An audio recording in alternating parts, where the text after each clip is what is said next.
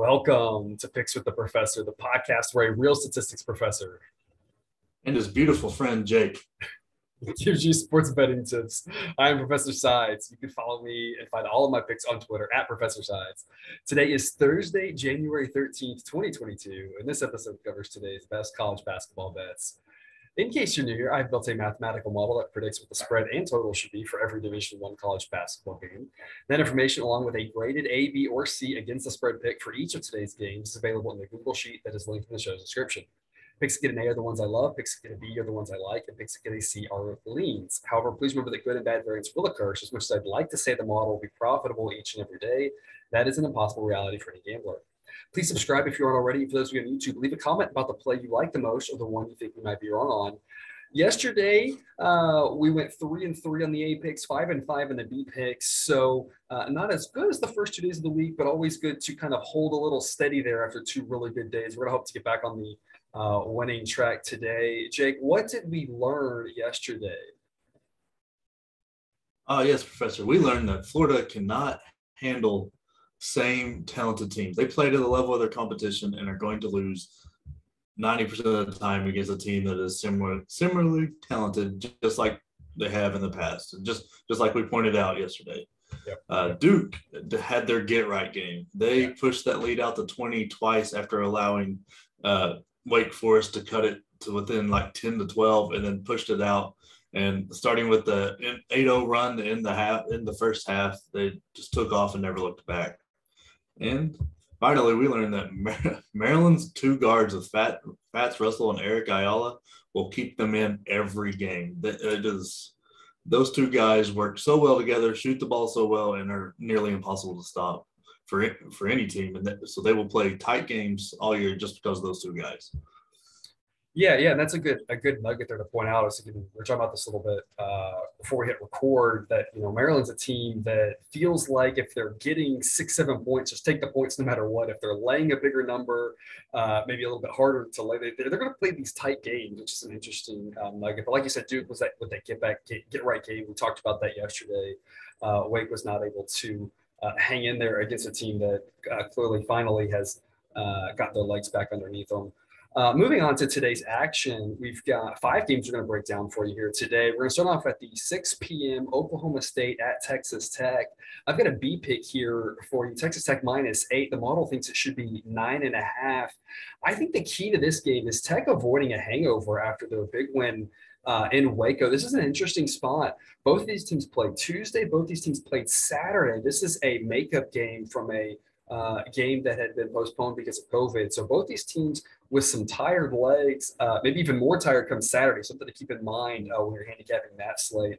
But as long as Tech can avoid that hangover, the way they looked against Kansas and the way they looked against Baylor, Texas Tech is clearly showing themselves as the 3rd best team in this conference with an asterisk of, hey, we might be better than that even. What do you think? Yeah, honestly, I think you got to say they're the best team in the conference going right now with who they've beaten, where they've beaten them. But Texas Tech is the play. Don't get cute tonight. Texas Tech is the play. Their defense is going to be playing very well, like extremely well, even for them. They're only going to get healthier because Terrence Shannon Jr. was a game time decision last game, so that would make me think with a couple days off, he's going to be more likely to play, and he was their leading scorer going in before he got hurt.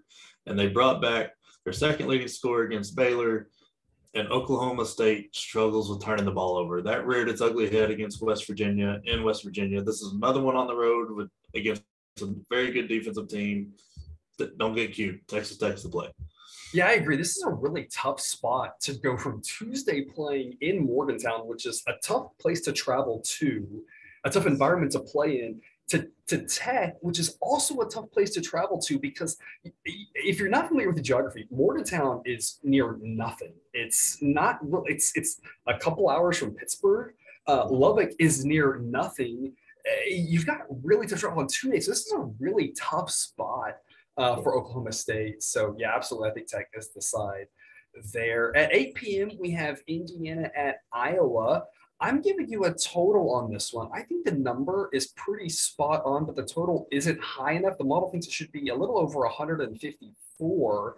So I'm going to play over 150.5. These teams like to get up and down. There could easily be fouls that get us there. This game could go overtime. I think there's a lot of ways to get to the window with this one. So I really like the over on this one. Jake, I think you've got a side for us. Which direction are you heading here? I'm leaning Iowa. Iowa at home is a great team. Like they're a good team everywhere, but a great team at home. Keegan Murray is just incredible.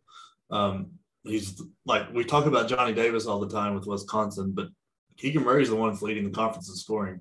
So he's incredible. He's so efficient, and the thing is, he does it quietly. Like he doesn't have to have the ball all the time. He finishes up garbage plays, hits big shots, and they shoot the ball very well. Iowa hits 77% from the free throw line.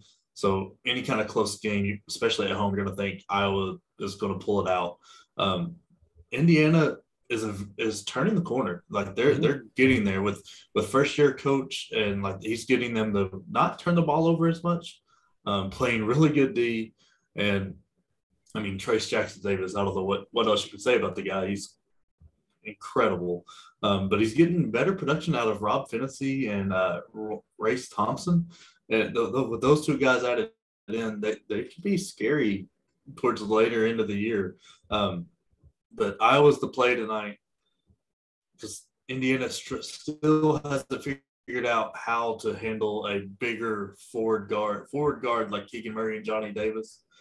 Johnny Davis lit him up last time, and Keegan Murray's going to do the same. So it's Iowa tonight.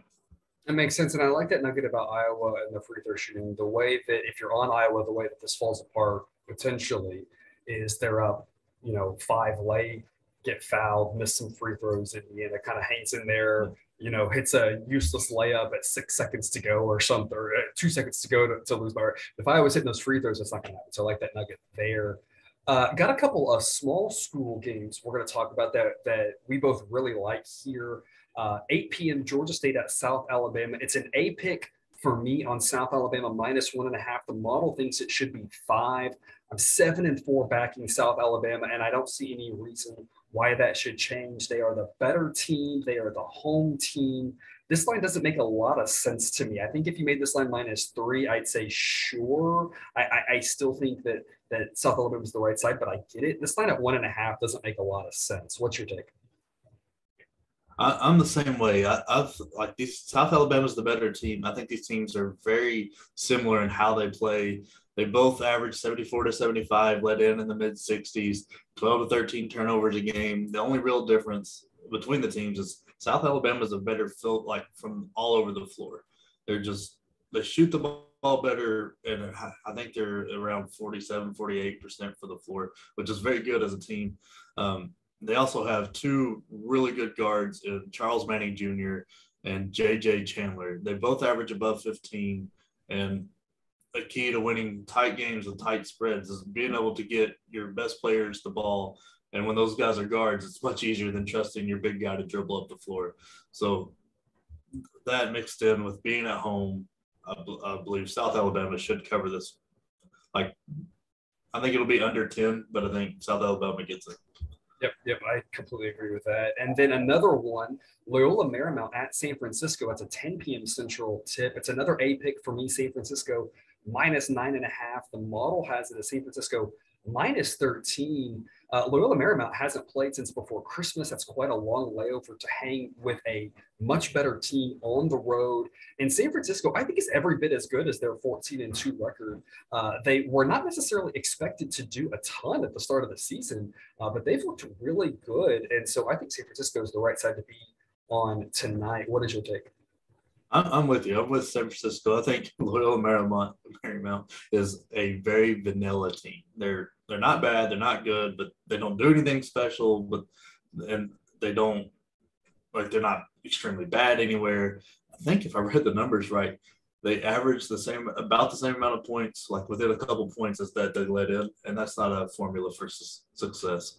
But as we've talked about with free throws here, they do shoot 74% from the line. So that could teeter-totter a little bit, but I think San Francisco is so much better defensively. And even their 14-2 record is kind of misleading. Like they played a weird game with Grand Canyon, and the total, like the score was 49-48, and they lost. Oh, I remember that game. That was weird. It was just a very weird game. Yeah. And their other losses to Loyola Chicago, who is a very good midget banker. That neutral site game, they lost by 5 or something, right? Yeah, very tight. So I think they are going to run away with this one, honestly. They shoot the ball well from deep. They've got 3 really good guards in Boyer, or 2 really good guards in Boyer and Shabazz, and Masakika. Yeah, I can't say his name, but he's a big guy who rebounds and scores very well. They are going to play really good defense. They're going to run this team. I think they might run them out of the building, but San Francisco is the play. Yep, I agree. And then one more late night game. A lot of late night interesting games here, but in the West Coast Conference game, 10 p.m. BYU Gonzaga. What are the rare chances we're going to have to talk about Gonzaga this year? Because they're not exactly exciting to talk about when they're favored by 33 at a lot of these conference games. But it's a B pick for me on Gonzaga minus 14.5. The model thinks it should be 17. A couple of thoughts on this one. First off, when BYU has kept these close and been able to cover, it's been in Provo recently. And not on the road in Spokane. At Spokane recently, I think the last 3 years, Gonzaga's won this game by about 30 or so.